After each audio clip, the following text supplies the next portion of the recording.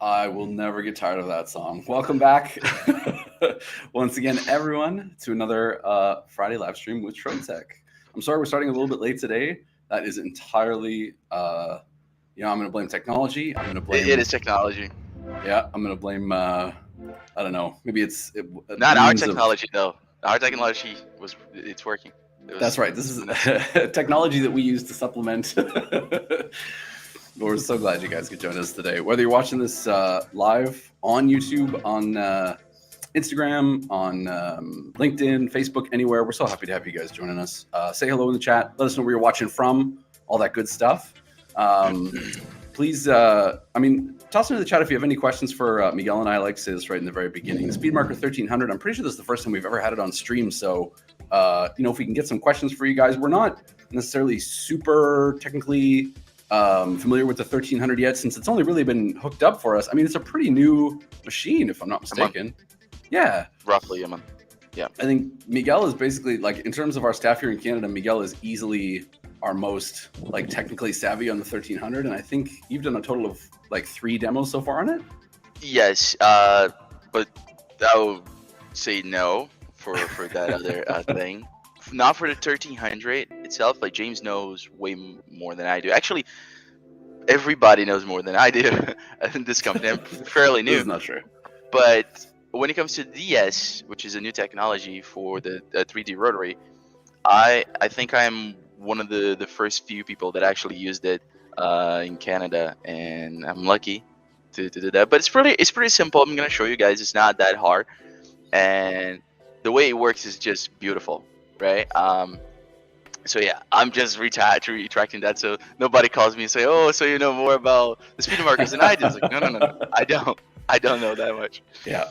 What you guys don't know on the back end is that Miguel and I have our annual sales meeting coming up very soon, and the last thing I think Miguel wants to do is set himself up for all his colleagues to go, "So you know more about the SpeedMarker than me, eh?" Exactly. We were really hoping to have Andrew join us from the US today, but unfortunately he's unable to do so. But I think we're going to have him back on a future stream. We're going to try and rebook with him. Andy's a great guy. So Miguel and I are minding the shop today, but I think we're going to have a great stream. Miguel, look, if this is your first time joining us, I should introduce Miguel. Miguel is our sales guy for Ontario for Trotec. So if you have any questions. And application specialist. This is true. Absolutely. If we put everything on Miguel's business card that he's ever done at Trotec, it would need to like fold out and out and out. Miguel's like, I'm a salesperson. I'm a salesperson training and application specialist. There you go. Perfect. Awesome. That's why you go to the source. Yeah. I think though today, between the two of us, we should be able to cover off a little bit about the 1300. What makes it a little bit special. It's a Mopa laser, so we get to talk a little bit about Mopas, which you don't often get to, and maybe get to talk about some of the stuff that makes the 1300 and some of the bigger SpeedMarkers in general kind of special. So, yep. And then obviously, as promised, we're going to try and take a look at the virtual rotary, which I think is going to be really, really cool. But save that for coming up in a little bit. Absolutely. I want to say hello to Dan, to CW, to Doug. So glad that you guys could join us this morning. I don't know if you saw Miguel in the chat. Dan says thank you for the demo of the CL at the open house. Yeah, absolutely. Hopefully it was as mind-blowing as we hoped for, right? I know that I think Dan was doing glasses in like 7 minutes or something like that. Cool. And we showed him doing on the CL with the mechanical rotary, not the virtual, in like 20 seconds, 30 seconds. Wow. So it's a huge decrease in time. But yeah. If you guys haven't seen it, we did a stream with Miguel, I think it's 2 weeks now, 2 or 3 weeks, where we looked at the CL, which was also really cool. It was very much kind of focused on that ROI question and how the CL, especially for things like bottles and glasses and stuff like that, can be a great, potential ROI, win, I think. But if you haven't seen it, it's still on our YouTube channel. It's worth a look. It's about 10 after-ish. Maybe, are you ready to maybe jump in? We can start talking a little bit about the 1300? Yeah, absolutely. Especially because I want to take the camera out of my back, right? You guys are seeing my back. Like, I want to show the 1300 in its full, you know, beauty It and is. potential and everything. So you can see how it's quite big, right? And it comes with a computer on it. Um, so this is the whole machine, and it's not separated by anything. So I just wanted to show you guys that, right? And Yep. now I'm gonna open the door, Please. and I'm gonna bring it closer. So there's a button panel here That that never you. stops being cool to me. I don't. I know it's silly, but So now I can finally move this in closer. There we go. So these are fixtures that we. This one have a motorized X, Y, and Z. Yes, it does, and this is gonna be one of the uh, first things that we're gonna talk about. It already comes by default for the machine. You can see. I mean, maybe you can see because the height of this thing is insane. So let me. I'm just pulling up because I don't know offhand exactly the. Yeah, I can size. really show the height, but I'll try to bring it down so you can see. Like, imagine that this is maybe 10 inches, 12, 15 inches taller.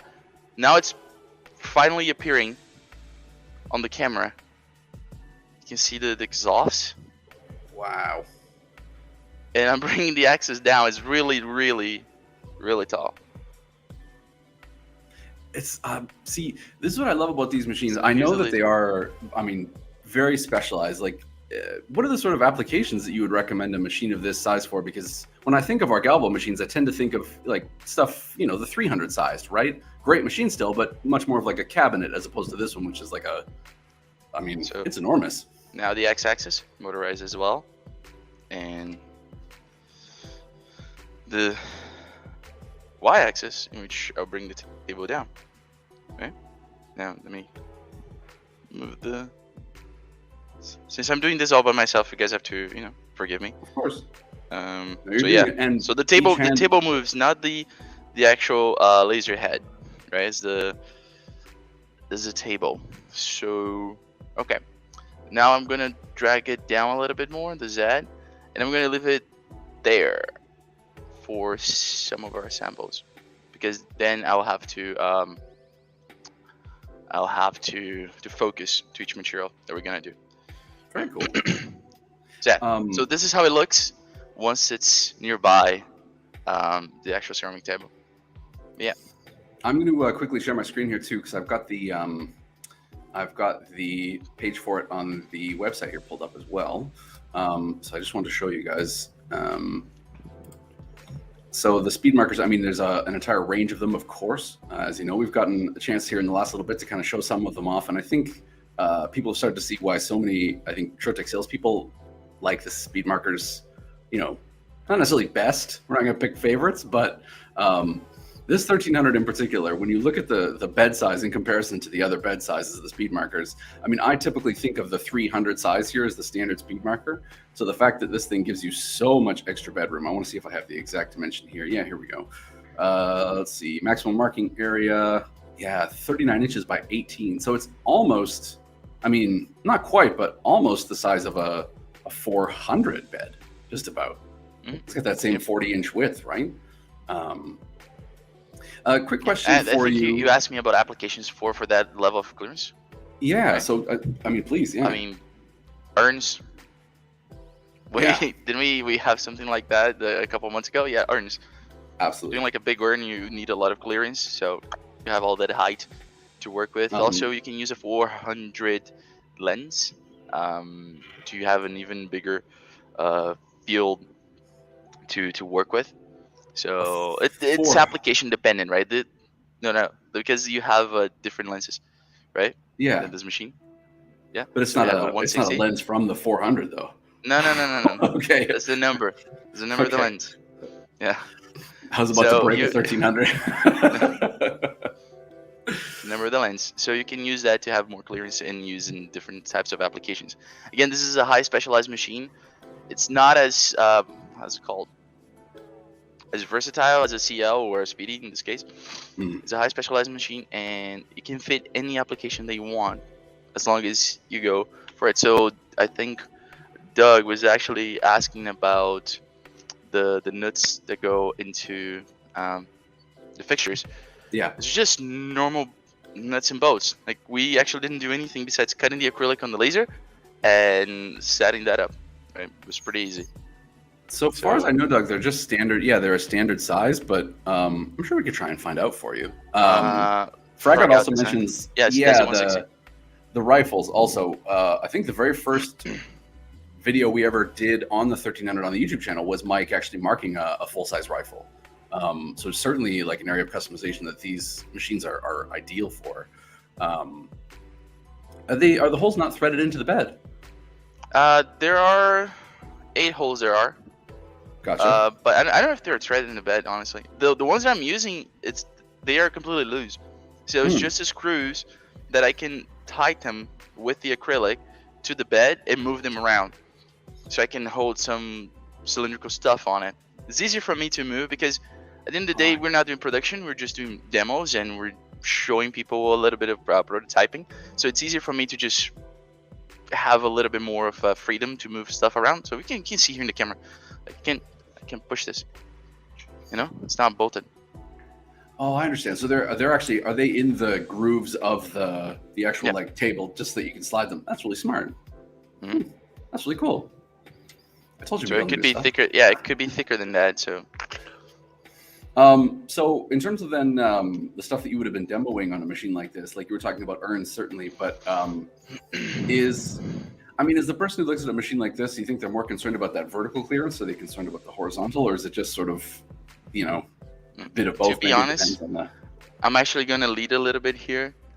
A person that's looking for a 100-watt Mopa with the DS, it's very, very specific to what application they're doing.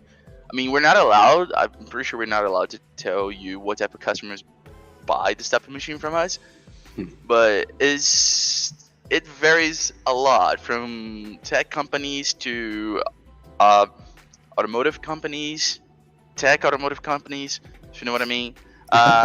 So it depends a lot on the type of application. For the DS specifically, which I'm going to show later, I think you have to think on a cylindrical range of production. If you have anything cylindrical that you want to work with, you want to have, faster turnout and not having to do anything mechanical while you're doing it, this machine is perfect, right? True. You can just put something in there, click F12, and it's going to run, right? For a Mopa application, which is like a different type of lasers, not like as direct as a fiber, right? A Mopa stands for like master oscillator, something like that, power amplifier. So it has a master oscillator and a power amplifier.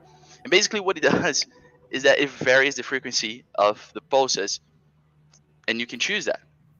So the reason why you would want to vary that is, well, I can get some examples. You can get colors on metal, right? This is with a Mopa laser. So different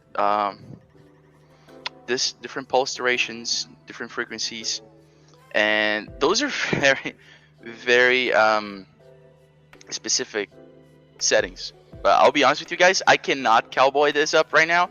I remember the first time this machine came, like I can come and go into a 300 fiber and then use something in a minute or two, no problem, to get the settings. This thing took almost an hour for me to figure out how to anneal because of the pulse duration. It's a different type of beast, right? And that also comes with some caveats, good caveats, because you can do that in different types of metals, right? Like titanium, and make it so that the marking lasts way longer than if you're doing it with the normal fiber, because you have more freedom to control how the laser works with the material. So again, very specialized. It depends on the application, depends on the company, and what we're going to show you is the tools, and you figure out what you do with them, basically. Yes, for dynamic shift, yes. To a no, so far not yet. And this is what I can tell you. I'm not going to go too deep into that, but not yet. so far is the 1300, 1350, and I believe the 1600. I believe the 1600 also has a DS, but it will come. That's the only thing I can tell you. Yeah. For anyone, the question Miguel was answering there was just about whether you can add the sort of dynamic shifting to a non-DS. DS stands for dynamic shifting. Sorry, I should have said that, but to a non-DS 1300. But exactly, yeah, that's my understanding too. It may come, but at the moment, it's just the 1300, 1350, 1600, the three biggest guys. I'm not really sure you can put it as an add-on for an existing machine. So, but it may come. You a question though, really quickly. The stuff that you've shown already. So in terms of the XYZ access, you and I were looking this up this morning. That is not an optional extra, right? That's just standard with the machine right out of the box. Exactly. Every SpeedMarker beneath the 1300 has optional Z, Y, and X axis. Actually, it will come with one of those. Right? you just need to figure out which one. But this, the 1300, 1350, and 1600 all come with all three axes, right? So the machine comes exactly as you're saying. I don't think there's any add-ons here, right? For this machine that we're demoing today. I have to say, to sort of add on to what you were saying earlier too, the Mopa laser. Let me ask a kind of a beginner question. So you were explaining about how the Mopa laser can do really cool things in terms of not only like the colored annealing like you were showing and some of the different things that you can accomplish with a Mopa laser only, but it will still work also just like a regular fiber laser will as well, right? Like you can still do all the things that a non-Mopa fiber could do. Yeah. The Mopa stuff is just a bonus. Yeah. So actually I'll show you guys. Please. Just stainless steel tag. Okay. Yep. You can see there's nothing on it. Nothing up my sleeves. It's kind of dirty, yeah, but there's nothing on it. And I'm basically gonna do like a name test in each one of these, each one with a different pulse duration, same speed, same power, different pulse durations, and you can see how that changes the marking, right, of each material. So let me, please, yeah, go. So really quickly, while Miguel sets that up, I will just once again say thanks to everybody for watching. Any questions at all, obviously, just toss them in the chat. We are very, very happy to have you guys with us and to answer anything that we can. If you're interested in seeing a demo of a 1300 or one of the bigger SpeedMarkers, reach out to your local Trotec, see which location has one. And I mean, they are something to be seen in person. If you have that special application that needs a 1300 Mopa, I mean, I feel like you know that you have it. But at the same time, getting to do a demo in person, there's nothing better, I think so. You're just pulling up the software here. Yes. Sweet. Some test grids. That would be kind of cool. I think we're going to see how our first couple of tests go. As I say, we're really hoping that Andrew would join us from the United States, and unfortunately, he was called away by another engagement. But we'll have him back, obviously, in the future. He is even more experienced than Miguel when it comes to the 1300. So we were have to say we have to, yeah, not me. I know I heard in the past too that in terms of the color marking for the Mopa, I believe it's like stainless steel, not exclusively necessarily, but that's maybe just the area that we've kind of particularly practiced on. But the sample you showed up there, I think, was a stainless steel. Yeah, if anybody's talking to me, actually, I'm not seeing because I'm looking at the SpeedMarker software. I'm so sorry. No, please do. So I'll throw you any questions that pop up. That's what I'm here for. I will say too, when it comes to the dynamic shift, I feel like there's other stuff that it provides, but the virtual rotary is always the first thing that pops in my mind. Sorry to interrupt you, Don. Yeah, can you guys see this, or I have to share my whole screen? I can't see anything yet. Yeah, sorry. It's okay, just, so I'm gonna share my whole screen. Okay. Because it's important for you guys to see that. Yeah.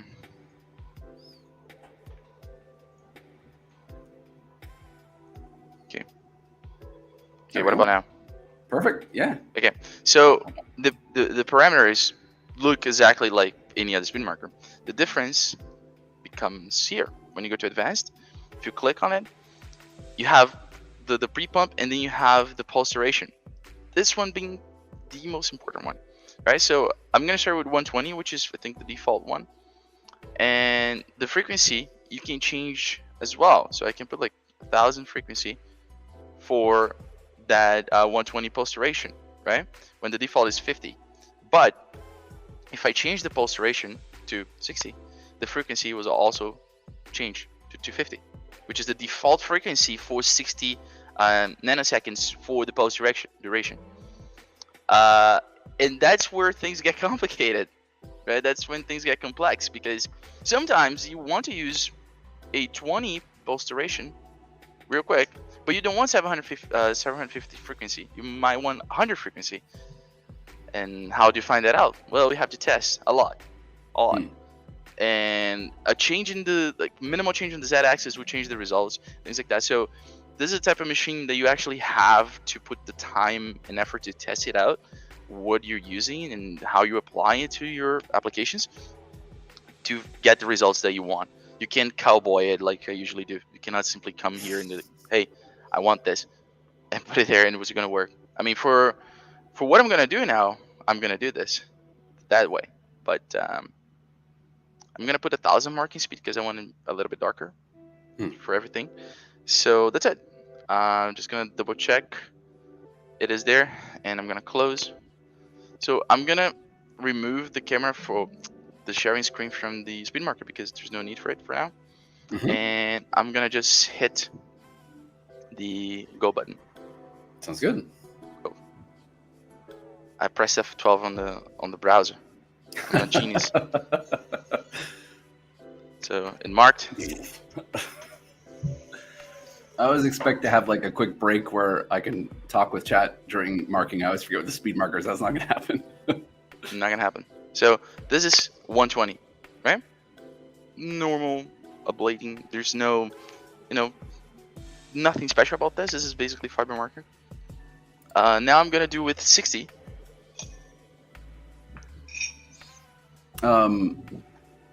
So Fragat has a quick question for you, which I think is a really good question.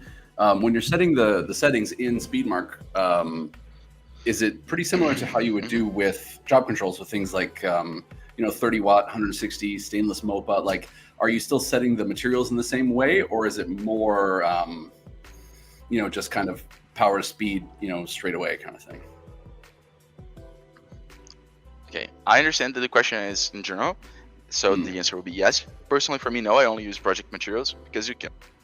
Sorry, different from JC or Ruby, you have a setting called project materials, in which is kind of the default for that specific project, and I prefer to use that because, again, specialized. So when I'm doing deep engraving, I'm going to be using project materials, and everything will be saved for that project specifically, for that type of deep engraving, for brass, let's say, and I want to go 2 millimeters deep, 1 millimeter deep. So the settings are going to be for that.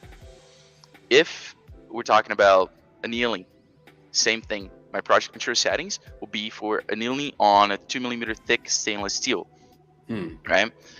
Can you do the settings separately? Yes, you can. But I figured out that it's not very useful because unless you're doing the same object. Right? Or multiple objects, they're always the same.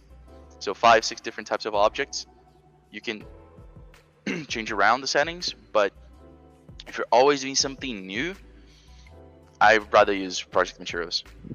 It's just my personal preference. No, so I'm gonna do 60. I think the other thing too, you were talking to me this morning about how you're kind of explaining to me about how what makes the Mopa laser a little bit special is you can't be close. You kind of have to be precise. If you're looking for something in particular, you kind of don't have that leniency that you have with some lasers where you can kind of go 10 degrees this way or 10 degrees that way, 10% too much power, 10% not enough speed. Like, you kind of have to be bang on if you're looking for a particular result, especially if you're color annealing or something like that, obviously, then you really have to know exactly what you're looking for. But yeah, a minimal change in setting would, let's say if you're annealing, would go from black to blue like this, or purple. Which is cool, obviously, in and of itself, but at the same time, if you're looking for a particular result, is not necessarily ideal. So just out of curiosity, the color marking does technically qualify as annealing as well, right? It's just a different kind of. I hope you guys can see the difference because it's actually quite interesting. It's subtle. Okay. I know it's not subtle, but it's more of a texture kind of thing. Okay. I'm gonna show the camera once I finish the last one, because if I show one by one, it's gonna take forever. I have to say, I think what's great about this machine in particular as well is that, like, even if you had a 1300 with the intention of doing one particular giant application, clearly you would still be able to handle any fiber marking job that came your way. I mean, if you're used to marking, I mean, Fragret, you mentioned rifles, if you're doing, rifle marking, but then an opportunity comes up to do, Yeti cups, whatever it is, clearly the laser is still well within its kind of comfortable, bounds to do any of that sort of typical SpeedMarker work. Not necessarily having to use the entire bed. In fact, it might even be easier with the 3 different axes, like the axis to the XYZ right out of the box kind of thing. I am ready to show. So this is, I gotta get really close. Yeah. This is the 120. This is the 60. This is the 30. It's not gonna show on the camera. And this is the 20. Okay. So you guys probably can't see that the way that I can with my hands, but the 120 is very smooth. It's very, very smooth. Like I have basically almost no friction. It's pretty close to annealing, I would say. Like if I was testing for annealing, I would start with 120, right, and go from there. The 20 is very rough, like very, very rough, and I can see the lines, and it's quite kind of a rainbowish color. You can see that the engraving. I don't know if in the HD camera it will show the 20. Can you put it there? Done. Thank you. I don't know if it's gonna be able to. Nah. You can kind of see it. I know what you mean though. That like the difference is very much like a tactile one. It's like closer to annealing or closer to really. Weirdly, I don't know why in the camera it shows gray, but this is actually gold. It looks gold. Really? Yes. The 30 and the 60. The 30 is completely gray. The 60 gets brownish, like we're used to in general for fiber marking, and the 120 is the same. But the 20 is really gold, and you can see hints of blue, and the 30 is completely gray. So it is subtle. Like I probably cannot show that on the stream, but yes. it's a difference. It's a visible difference and a tactile difference, right? People and just have to come and see you in person then. Exactly. If you want to see that, you gotta come here in person. Yes. But those changes are major, right? It's basically the same thing as changing the power or the speed. It's gonna be a major difference for your application. So you have to test it, because every time you change it, you might get close. Let's say you get the 30 pulse duration, 30 nanoseconds. Yeah. So the frequency is also changed to like 500. But if I wanted 30 nanosecond pulse duration, 100% power, 1,000% speed, but I wanted 100 frequency, not 500 frequency, the result would be different. 150 frequency would be different. Sorry. So just to make sure I'm understanding, so it's not even just like, even if you kept the frequency the same, if you change the power and speed, you can get a different result just by. Yes. Wow. So it basically gives you a third axis on which you can play, as opposed to just like, usually obviously think of power and speed as the two big, wheels that you can turn, but that's very, very cool. Yes, and this machine is incredibly powerful, but I'm not going to show you what I can do with this machine, because it's also not what it's made for. But just so you guys know, like, I can cut this within 10 seconds. Really? And, yeah, because of pulse duration. This was something that Stephen showed me. We were just, playing around and like, okay, can we cut through something like this? Like, yeah. So we just did a test with 120, I think, pulse duration, and it was not going through. Then we did with 30, and did 7 passes, 7 very, very quick, like slow passes actually. Sorry, and it took like 15 seconds, and completely blasted through a piece of stainless steel. I was like, wow. Whoa. Then it's 100 watt, right? It's not a 30 watt, 30 watt. Yeah. But at the same time, it's 100 watt. Yep. Gosh, I don't even know how to phrase this. What is the frequency measuring? Is it measuring like the PPI, like the pulses per? Like, is it frequency of pulse, or is it like literally the wave? I don't expect you to know the science necessarily, but just is it? Do we know what that? Yeah, it's the frequency of the pulse that like is going through the laser. Gotcha. Plus, in this case, the duration of the pulse as well. So when it starts a new pulse, right? So you're changing that. So it's the amount of heat. It's always about heat on the material, and that's what we're doing. So it's either thermal separation for cutting, or we're adding heat to a surface and hoping that it changes, right? And when it comes to heat, controlling it and doing different, like annealing. Annealing is a technique in which you maintain the heat on the surface, but you're not removing the material. So it gets darker, darker, darker. The material stays there. It doesn't move. So it's something similar to that. Yeah, so if someone weren't, yeah, it's nice, right? If someone weren't familiar with the difference between annealing and engraving, I mean, what is kind of that one main difference is that surface quality, right? It's the fact that with annealing, it's going to feel like you haven't marked the surface at all. It's going to stay perfectly smooth. Yeah, and because annealing has specific applications, medical applications, or because it won't rust ever. And there's also the fact that you can't scratch it, kind of, the actual annealing. So it depends, but it's really slow compared to normal metal marking. So it depends on what you're doing. Okay? But it looks pretty good. This is annealing. All of these are annealing, right? To get a color like this, you gotta anneal, kind of. That's why I'm saying, like, we have gold here. Where is it? Here. We have gold here. Yep. But in this one, you gotta believe me, because you can. It's gray gold. It. Yeah, no, that's fine. I believe you. It is gold too.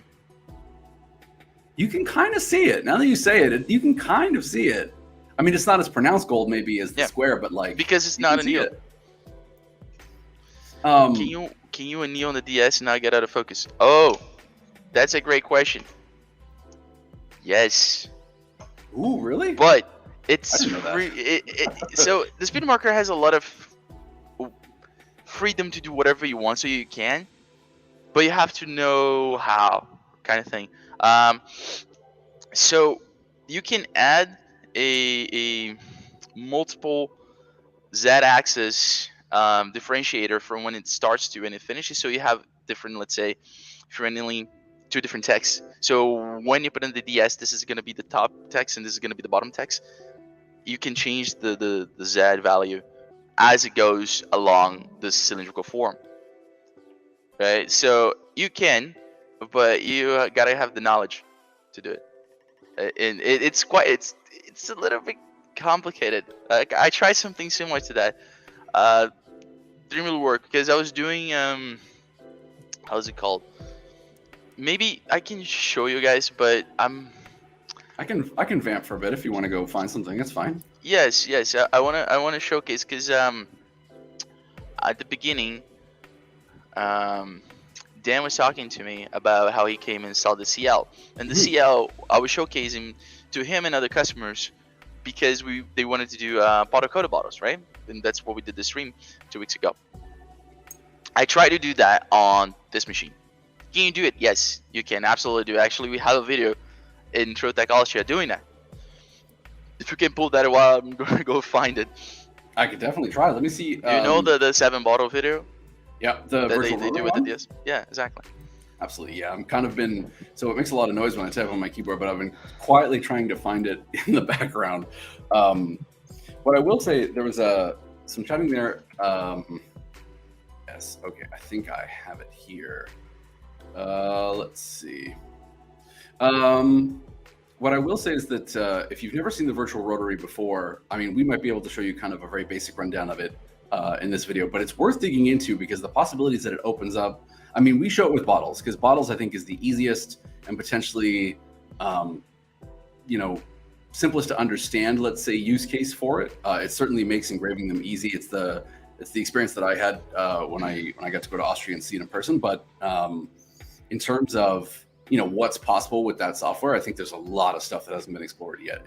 It's pretty incredible. Let me see here. We have to do a crash course in SpeedMarker, like the scripting and all of that, so people can actually. Because I saw Jovan talking there. Yes. And SpeedMarker software, it's absolutely incredible. Yes. it has a good floor of knowledge for you to get in, but the ceiling is insane. Like for people that Stephen knows so much about the software, and when he comes in to test some stuff to me, he keeps putting in stuff into the production Oh my line kind of gosh. thing, and I'm like, what are you doing? Can you explain that to me? Why you're doing this and not that? You know? So it's different. It's really interesting. But yeah, show them the video, and I'm gonna get it to show No the problem. application that in. Okay. Yeah, I've got it here. So I'll show you guys this. This is the original video that came out, I believe, when it was launched. Let me pull this up for you guys. So it shows kind of very briefly, the premise of the virtual rotary, and also what you can do with it. But again, even though it's showing with bottles as a use case, let's say, it's certainly not limited in any way to using bottles. He's constructing those 3D forms bespoke. So you'll see that he's putting in 7 bottles. There's no rotary tool in sight, obviously. What the sort of 3D construction there is doing, you're essentially just building like you would in a 3D animation tool, where you're putting in 3D shapes, 3D objects. You're building it out of spheres, cylinders, and cubes. Again, it's why bottles make for such a good use case, because they're easy to sort of render in 3D, right, as a cylinder. But hypothetically, you could use this for any number of different things. Yeah, 9 bottles in 6 minutes. That's craziness. Welcome back, Miguel. Hello. So Perfect timing. Question about the depth of field. That's a good question, Jeff. and a very technical question as well. Let us find that out for you, possibly. I'm gonna give you my cowboy answer. I would say it's around 25 degrees to each side of a cylinder, depending on how thick the thing is. So, I mean, you saw in that video though, that they're able to mark pretty much the front third of the bottle, let's say, without having to adjust them. You can do more. So this is what I'm gonna show you. So I did different types of bottles testing with this machine because I wanted to play with the DS a little bit. Now, while I was doing a powder coated bottle, and what is the problem with powder coated? Powder coating, especially colors like this, because of the light spectrum, how it interacts with the material, all that stuff, right? All the nice stuff. Is that the results were kind of off simply because it's very hard to remove this. So I was using too much power. So this is the type of stuff that was getting me. Right? I did a bunch of them with the DS, and it kept giving me like weird results. Right? So it's not like the CL, which I can just blast through with full power, full speed, and hope for the best. Right? Actually, it will always be the best. This one, I actually put hours and it couldn't find the setting. Trotec also has the settings. If they want to send me, I would appreciate that. But I don't. So I had to test it. However, when I did a paint-coated bottle, it was so easy. And this is with the DS. And this is the lines that I did just to test the depth. And you can see that there's no... what's it called? No distortion on it, and I'm pretty sure I could push a little bit more. So if you can see right in front of you the name Trotec, it wraps around the first part of the angle. It's almost leaving like our field of view around the side of the bottle, like it's exactly. And I can do more than that with the DS. Wow. But this one is easy. That's what I'm saying. Like to remove paint coat, it's very easy. So the powder coated, you have to test a lot. So the harder it is to do something with the Mopa, the harder you have to go, and you have to be very careful with the settings, because on a powder coated, if you go too hard, you actually will harm the metal, and that will cause rust. This one, it was so fine that it's not gonna rust. It was a very quick removal of paint, and it went like that. That's also not to say too that a powder coated object wouldn't be possible. We'd have to figure out, maybe it would be a more very specific, fine tuned setting. You'd have to kind of put in the. You make a really good point though, that like when you're using a Mopa with a bottle, this is one that if you're planning on doing bottles, definitely check out Miguel's stream he did with us about the CL, because the CL makes doing bottles in particular really, really simple. And as much as you don't have to worry about interfering with the metal surface on the bottle, it's a CO2 laser, so you're able to just kind of blast that colored paint or powder coat off the top. But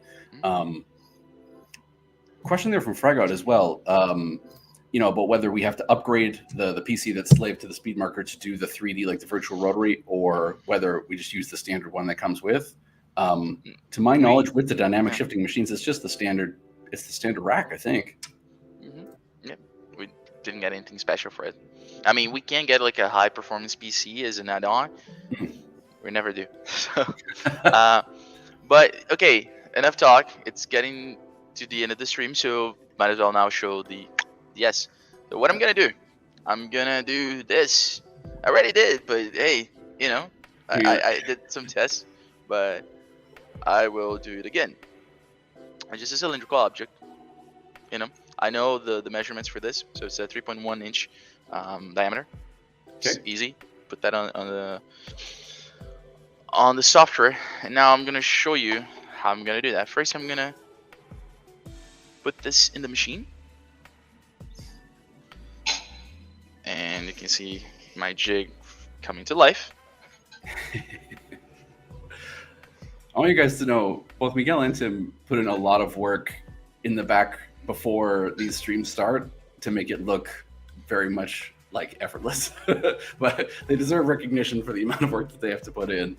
I will say too that we were saying when you were away, Miguel, that you'll get to show it, I guess, in the virtual rotary. But what I like about this example that you're doing is it's not necessarily a bottle, because there's not like a preset bottle. It's just you're kind of constructing something out of 3D shapes. So when you see Miguel, working here, keep in mind you have some flexibility built in with the DS. So the reason why I put my head into this is because I try to focus. And focusing to a cylinder is a little bit tricky, hard. Yeah. Because that will affect the depth of field of the DS. Right? 100%. If I'm not correct my focus. So now it's Gucci. All right. I will go now to the SpeedMarker software. Am I sharing? Yeah, I'm sharing. Yep. So in the SpeedMarker software, again, very simple. I know it already shows here the 3D projection editor. You can close this, and you click 3D projection, new 3D object. It will be able to choose what type of object it will be, if it's going to be an inclined plane, a sphere, a cylinder. Now, for those who already use a SpeedMarker, you know that this is much easier than the segmentation thing, right? It's miles easier.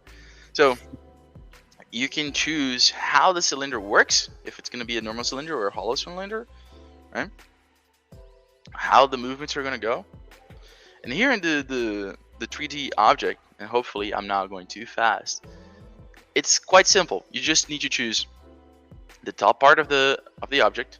So I'm going to move the laser backwards a little bit and say this is the top part of my object, and I click black red axis position. Then I go down and I do the exact same thing. So it's showing on the screen the point that you're referencing on the hypothetical object kind of thing, right? Exactly. Gotcha. Okay. And now the outside diameter. So you guys will have to excuse me because I don't know how to make a inch to millimeter conversion in my mind. Stephen does. I don't. I can't either. I literally had the inch to millimeter thing bookmarked on my computer for my first few. 78.74, but I'm going to do 79 because, why not? It's just a little bit more. And actually, it's done. You have a little bit more settings here, to get the angle of the rotation, if you want to mirror, if you want to put an offset to it, the type of movement that the heads would do. So object will be moved, head will be moved. And this is when you choose where the engraving will be in the object, the machine will move by itself. Okay? So now that I have this done, I'm gonna click OK, and it's gonna create a projection here for me, and I can already see how it looks, okay, on the 3D object. So I'm gonna go here and I'm gonna change test off dynamic shifter. Are you making it purposely really wide just to test the? Yeah. Yeah, very cool. This is very wide though. I'm gonna Yes. make it a little bit smaller.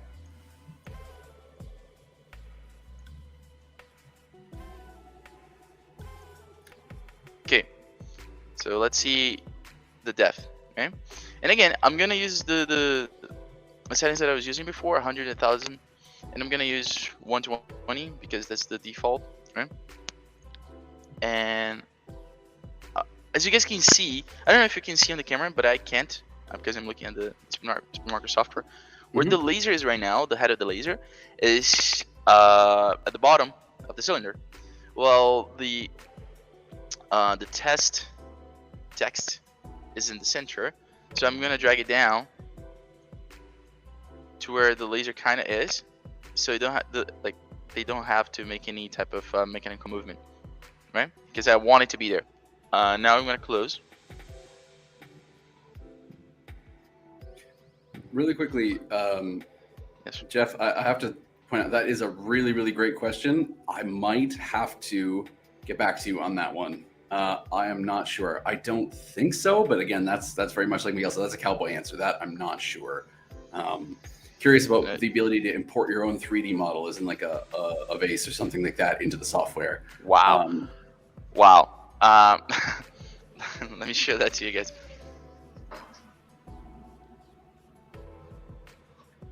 I always forget how fast this darn thing is, man. Yes. So I always expect to have more time. there you go. You wanted to see the depth? It engraved everything. Test. You can see the T. I mean, it's light. Yes, it's light. So a very small Z shift would fix that. So you can see test of the dynamic shifter, and this is what Gee. from here to here kind of thing, right? It's almost 180. What is on this the? cylinder. What was the? Sorry, the size. What was the diameter of the piece? 3.1 Wow. inches. So again, almost 180. It lost itself on the R a little bit, And on the T a little bit, but like and on the T. Yeah. that's a perfect test. Then you can just start to see where it starts to fade out at the edges. Wow. So I would say maybe 30 degrees each side. You can. I mean, you can. Yeah. I have to say, would that depend also? So this, I'm going to reveal my lack of mathematics knowledge. Would that depend on the width of the object as well? Obviously, given that like if the object is much wider, you're going to be limited there. But so Fragout and Dan also mentioning about how handy that would be. Yes, that would be a game changer, no doubt. But from what Miguel showed, I mean, it doesn't seem also like it would be too difficult to create. Like creating the 3D object in the software seems pretty straightforward. And this is the part that actually is for production, is that I just took it out. If I'm gonna put it back in, different place. I know where the laser is right now, and the projection on the screen. If you want to show that, the projection on the screen shows there. I can just move it up, for instance. Very quick stuff, you know.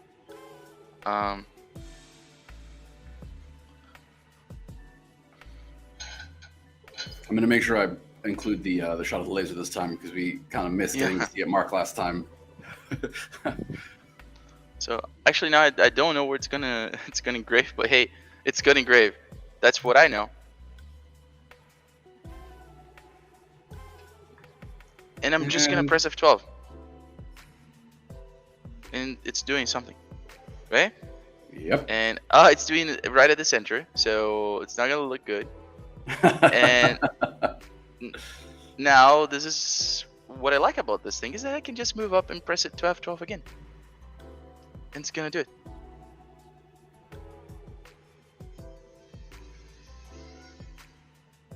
Can you guys see that? Yep, absolutely. Now I'll move it down and do it again.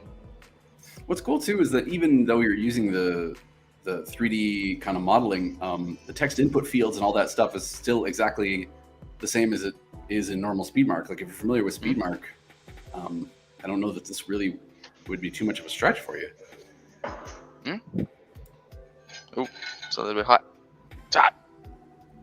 So it was kind of off, but that's my fault. I mean, you were. Again, you see, that's what I mean. You don't cowboy with a machine like this because the things go all crazy. But it did engrave like in 3 different places. All right. I mean, the fact that it still did a decent job of engraving in that weird rut in the middle is pretty cool. So I literally just put there, press F12, move the text a little bit, press F12 again, and kept doing it. So not having anything mechanical for you to take out the piece, put it back in, make sure it's well in tight, and close the machine, run it again. It's a whole thing. If you're doing like major productions, this machine is incredible. The DS in itself, it's absolutely amazing. Yes, 100%. And also keeping in mind, I mean, we saw you do it. You were just, moving the object, hitting the mark, moving the object, hitting F12. But once you had a jig set up and you were doing, similar items every time for production, it would just be lightning fast. A couple questions for you, Miguel, and if there are any we can't answer, obviously, again, guys, we'll try and get back to you in the future, but let us see. Dan asks, you mentioned that there was a minor Z-axis adjustment that you could make to make the ends a little bit darker. Is it possible to make that adjustment on the fly? Is it sort of in the way that like job control allows you to do like a Z-axis adjustment as you're going sort of thing? Or if you pause and change the Z-axis and then keep going. But I mean, it will do that if you program to do it, but no, not on the fly. I mean, you can mechanically move it in the button panel, the Z-axis while the job is running, but you wouldn't want that. Like, this is the type of machine that if you set everything right, it would just beautifully run anything that you want. Another good question from Frago too. The cabinet lights on the inside, you're exactly right. But asking about does the DS software, pardon me. What about the lights? Just that. We got to turn on the lights because it's a game changer. But it was really sunny, so that's why I didn't.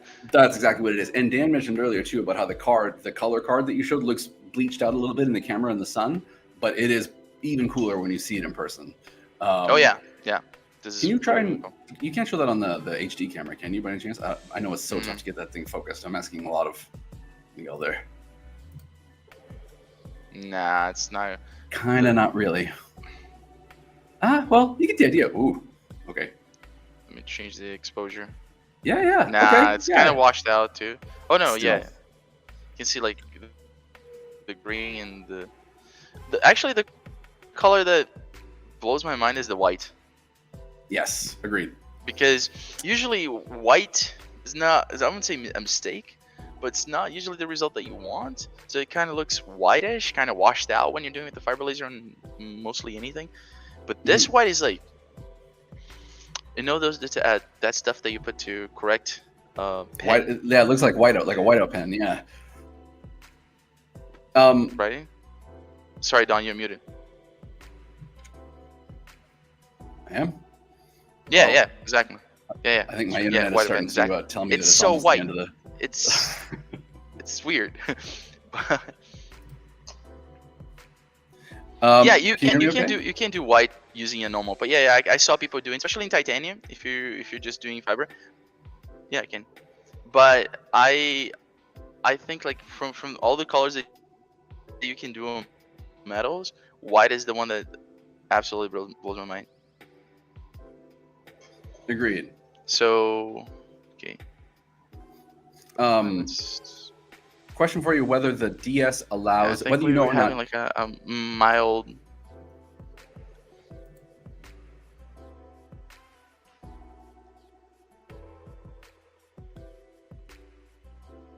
I don't know if John had a bad connection or I had a bad connection. Always the safest thing to do is just drop out and come back in.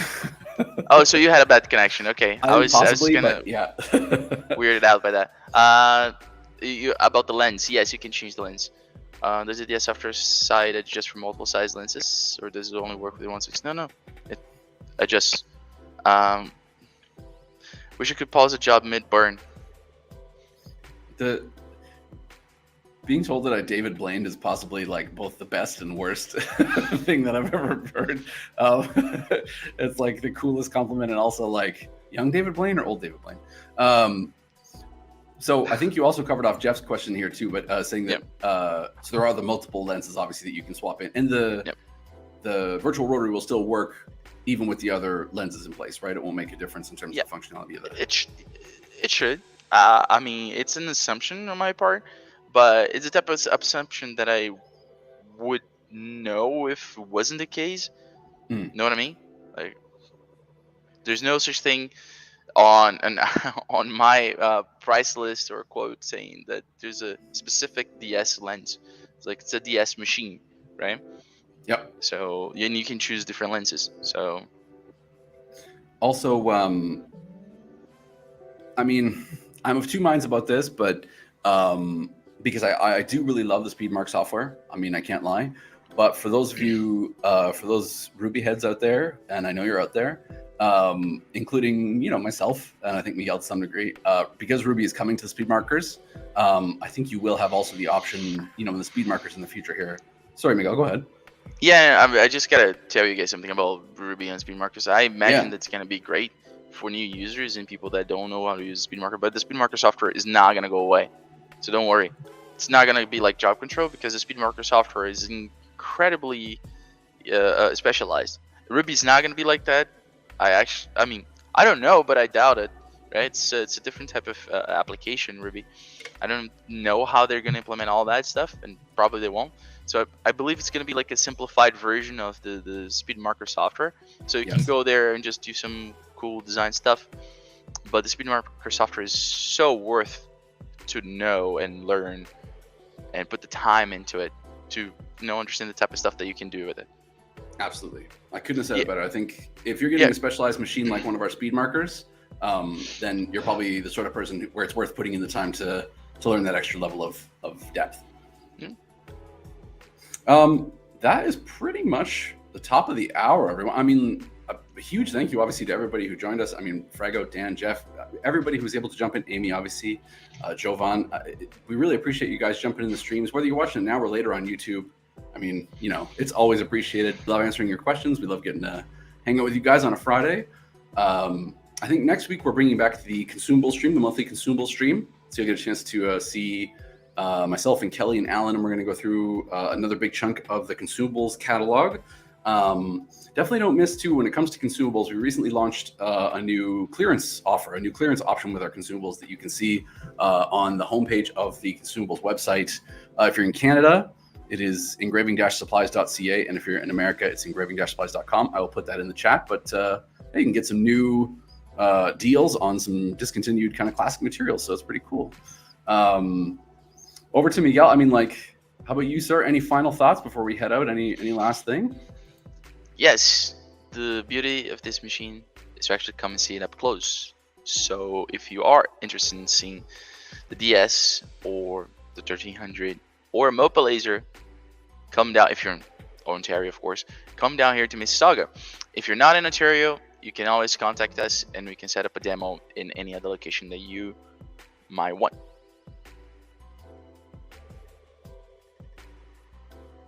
That is 100% true. And worth your time, especially for a machine like this, where, like Miguel says, there really is a lot in the nuances and the very specific way that you mark something. Getting to see it in person, I mean, there's no substitute. But I mean, thanks, Miguel. Appreciate it. Miguel came in kind of last minute and really put together something really cool for us. So, I mean, huge thank you, man. That's awesome. If there's nothing else, I think I will say thank you, everybody, for watching. Again, whether you're on YouTube or watching us live, we always appreciate it. And we look forward to seeing you